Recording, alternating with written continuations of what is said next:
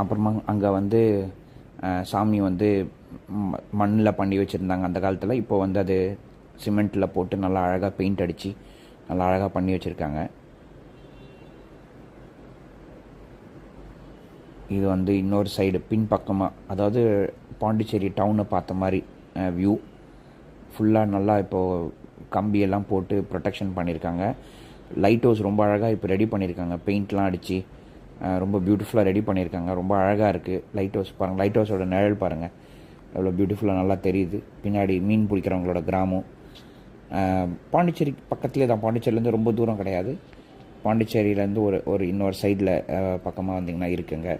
இது வந்து பின்னாடி அந்த லைட் ஹவுஸுக்கு தேவையான அந்த இதுங்கள்லாம் அங்கே மிஷின்லாம் ஓடிட்டுருக்கு. அந்த ஜென்ரேட்டரு அந்த மாதிரி பேட்ரி அதெல்லாம் ஓடிட்டுருக்கு. இது பாருங்கள், நம்ம மக்கள் ஆஸ் யூஷுவல் ஹார்ட்டு. இவரை லவ் இவங்களை லவ் பண்ணுறாங்க.